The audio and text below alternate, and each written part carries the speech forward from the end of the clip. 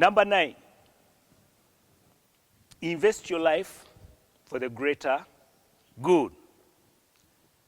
And you know, this is a mistake that most men make. Most men think they have gotten to a place where their needs are so urgent, or they have outgrown God. That now I have to run on with my businesses and God will come later. But I'm telling you, that's a recipe for disaster and it's failure. Invest your life for greater good. The starting point is with God. We've dealt with the tithing in our first classes. It is important to tithe as a man, because tithing makes God your partner in business. God has an interest in your business, and it cannot fail, because you are increasing and expanding the kingdom. So invest your life for greater good. And the greater good means it's more than you. It is the people around you. It is my wife. It is my children. It is my church. It is my businesses, my staff. You know, many times I've been put in a position where I've started a business and it's not working well.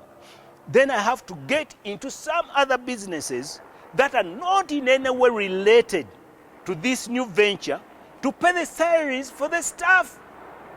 I'm investing myself for greater good, because these are people you hired and they have responsibilities.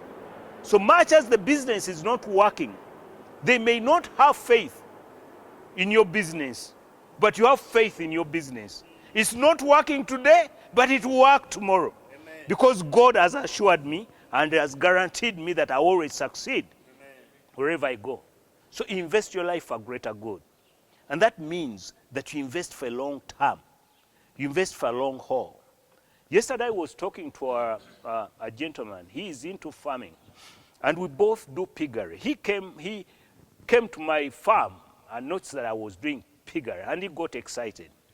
So he took on the pigs, and he started working with them. Now I was talking to him yesterday, and he said, William, I'm giving up on pigs. I said, why? They are so stressful. I said, what is the problem? The pigs eat food like what? I said, that's what they are meant to do. But at the end of the day, you eat them and you get money out of them. He said, no, I'm giving up. I don't want stress. And I told him, and hear me out right, that if a business does not stress you, if a business does not stretch you, if a business does not call upon you to do more than being in your comfort zone, then the reward is also that minimal. You won't get much out of it. Man, let's get out of there. Let's get down, let's work, let's sweat, and let's see the increase in what we are doing. Whatever you go into, wherever you put your money, it will cost you. It will cost you in terms of time. It will cost you in terms of talent, your involvement. But it also costs you in terms of investment, your money. All right? And lastly, never quit. Winners are not those who never lose, but those that never quit. Never quit. As a man, you have to hang in there. Of course, you say that contradicts the other point you made, that don't live with death. But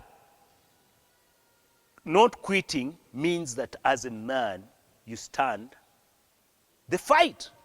As a man, you get things done. You don't run at the first drop of rain and you say this will not work. Okay? You must see that you have exhausted all possible avenues, and then you can leave what you're doing. Otherwise, hang in there and don't quit. Amen. Amen. And let me end with this.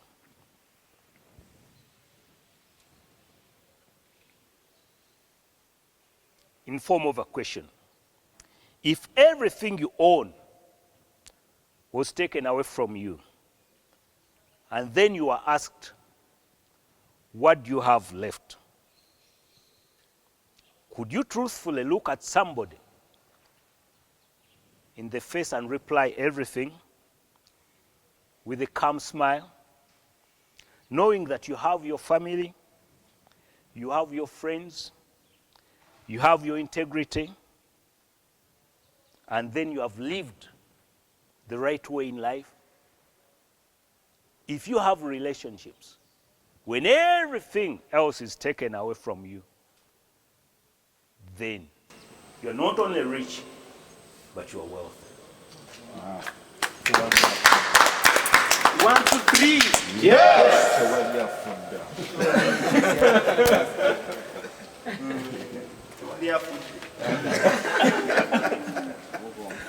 Wow, wow. Let's give Mr. Daula another round of applause. Powerful, and deep stuff. Deep stuff. We need some time to digest it. Yeah. Right now, we'd like to go into a Q&A session. If you've listened to these investment principles, have a question that you would like answered. He has triggered something in your mind. We'd like to have those questions coming through. Any questions out there? Emma has the mic, so be able to give you the mic so that you can share your question. Yeah, investment principles. Don't live with death. Don't live with death. Yes, there's a question right now. Hi everyone. Let me go first. And just tell us your name and then... Onesimus Atkunda is my name. This question is rotating around trust. This world today, people don't trust people because of their past experiences, so they generalize everyone. Like I've been in that experience. Someone gave me their money. After a week, was sending me WhatsApp, thinking maybe I will take their money. But after reading that message, the following day I went, gave her all money, and told her what you thought is not what I am. But it didn't make the use I wanted it to use it for. How do you deal with that? How do you make people come to trust you? Yep, that's a powerful question. I think, is there another one? Yeah. So, let's note that. Good morning, Ben. My name is John Paul Wekoye. I'm a teacher and I also do some business. I've heard about people complaining about how workers always bring down businesses. And someone has advised you that it is better to invest in a business where you have less of human resource. How do you do about that, and which type of businesses will you lessen on the number of employees? Because it looks like the more the employees, the higher the risk of collapsing it. Thank you very much. Thank you, sir. Take on those two as more come through. Yeah, but for Onesimus, really, trust is earned, it's never demanded. And when you say somebody gave me money, and within 1 week they were demanding for it, what were the terms? What were the terms? And also, mistrust always thrives in miscommunication. If you have somebody's money, if you're supposed to be accountable to somebody, communicate. It could even be like it's a landlord and you're not in position to pay the money. Make that call. Text, do something to let them know that you're not only not caring, but you have some challenges, but when you overcome, you're ready to come good. So mistrust always thrives in lack of communication.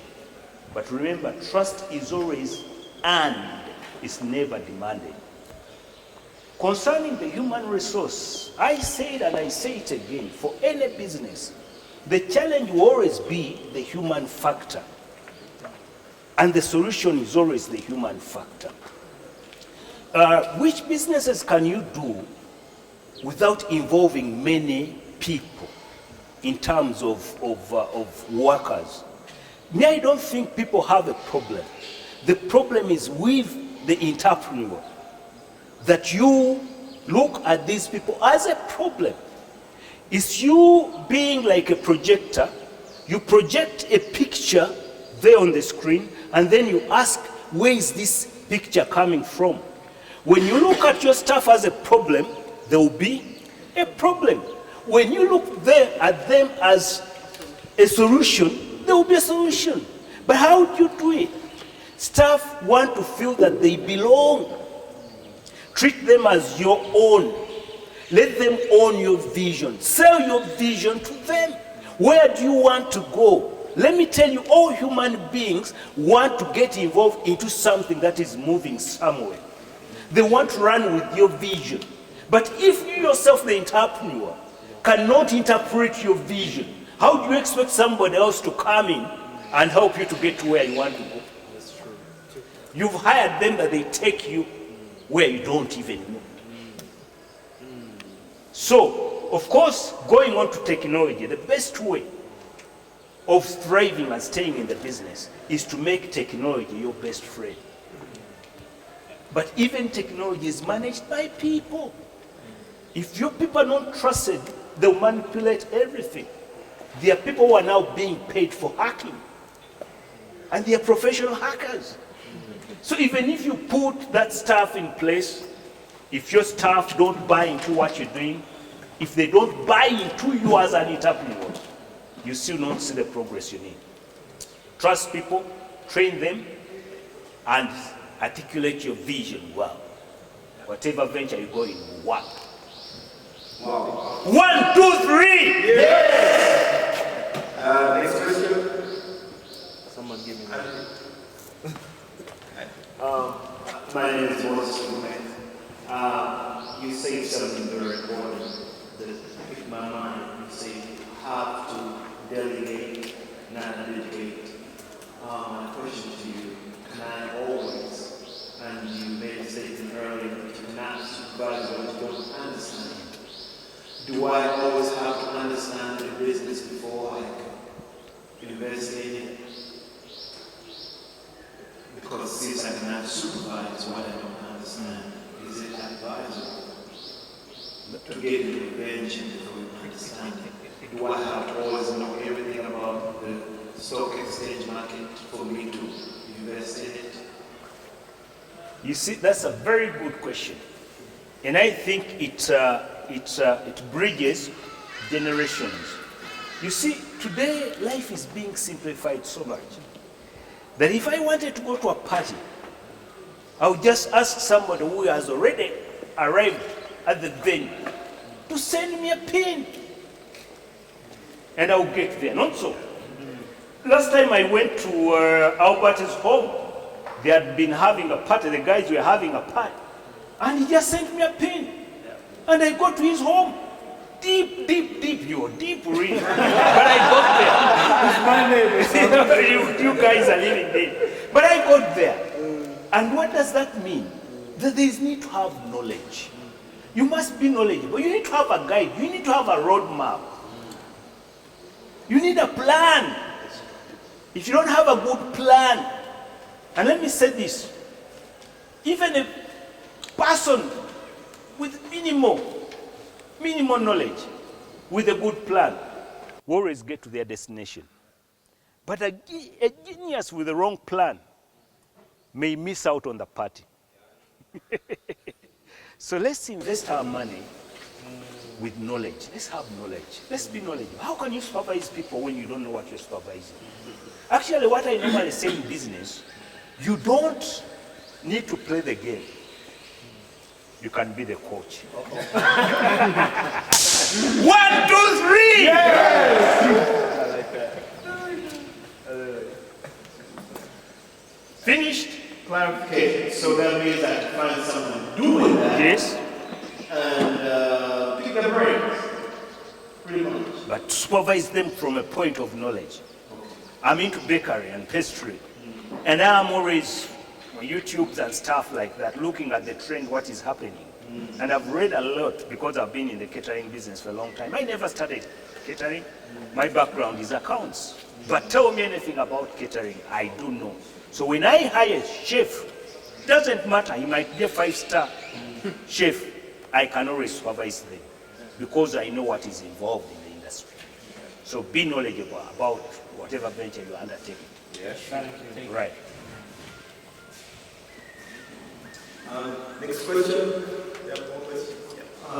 Thank you so much, Mr. Andola. My name is Ochen Innocent.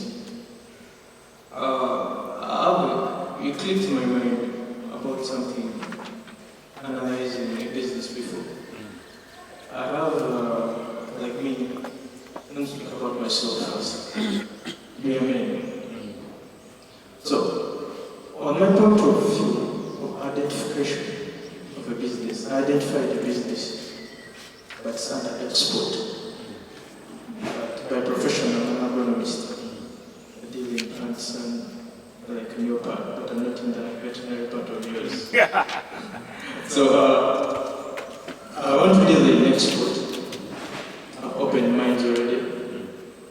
But the question is, how best can I mitigate the individuals who are at high level or exporters to make sure that my products are going to all that they're going to go through. The only thing I'm asking, how best can I trust? Because at times my instincts, like me myself, I'm trying to move on, but at times I feel something's pulling me back. That simple trust goes back to my brother there. Because export is quite tricky with how the ministry is doing their things right now. You can either go in and make total coverage at the export with the fresh products. But when you come in, like when you're going in and you're sure and the things are good, you can really make good money. But now the thing is, my instincts are trying to tell you not to trust. And how can I come about that? Because I'm seeing as if it's the only blockage I'm having right now, like a man. Do you understand the question? I got lost on the way. What is the blockage you are having? What is the blockage? Just summarize it. Where is the blockage? Fear, let me say. Fear is false evidence appearing real. Deal with fear. The Bible says God has not given us a spirit of fear, spirit of power, love, and a sound mind. You know, that's the difference we have as Christians, that we have that position where we know that heaven is behind us. There's no way we can fail. But having said that also, me through business and me, I do a lot of consulting. And I pay money. The problem with most of the Ugandans, they don't want to pay consultancy fees.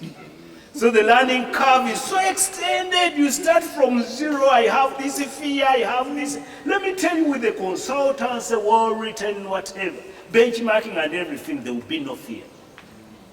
You can start a business and everybody will think you're an expert. Because export business, are you the one starting it in Uganda? So if you're not the one, the pioneer, people have done it before. Best way of learning something. If you want to learn a business, you can even enlist yourself as a worker, as an employee. Get in there. That's how Americans normally do it. Get in there, learn the trade, and can start your own stuff. But don't say that because I see they are making a lot of money here, let me go into export. You lose your money. You lose your money. Have a write-up. Have a business plan. Get a consultant. We specialize in export. And that will eliminate your fear. Because always fear comes from lack of knowledge. Knowledge creates confidence. So when you are knowledgeable, you always be confident. And you win as a man. Wow, we're going to have our last question right there. My name is Dennis and I am a teacher professionally. In 2010, I started a business that was registered as a CBO. It was on its way to become an NGO. I had a gentleman who was very much well, and he was with him. He used to act as our person where we would go and get consultation and other ideas. But he was not in the picture when we started, just brought him on. Then time came. We had all the agreements, every paperwork that we needed, we had it. But one time, he just turned that, every paperwork and everything, and created something of that kind, taking everything that we had. One, we wouldn't sue him because we had the papers that would actually sue him, but because he was much good. It was much? He was about 55. So my question is, how do you deal with such a person? And then number two, how do you prevent such a thing to happen? You see,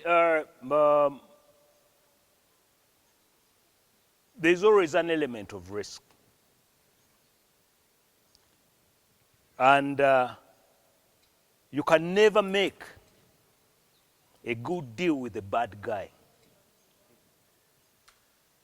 It all boils down to character. That's why you guys are taking in this biblical truth that when you go out there, you'll be men who are trusted, and anybody will work with you in business, and they'll rest assured they will not lose any sleep for having gone in business with you. But otherwise, you can never, ever predict anyone's character. Actually, at one time, Jesus made a statement, and he says, "Why do you call me good? It's only my Father in heaven who is good." Can you imagine Jesus himself saying that? So what guarantee do you have that your fellow man will not double-cross you or cheat you? They'll always be there. Pick your lessons and move on. God is faithful. As long as it's not you who has swindled somebody's money, God will always come through for you. Wow. 1, 2, 3. Yes. Let's give another hand up to Mr. Daula.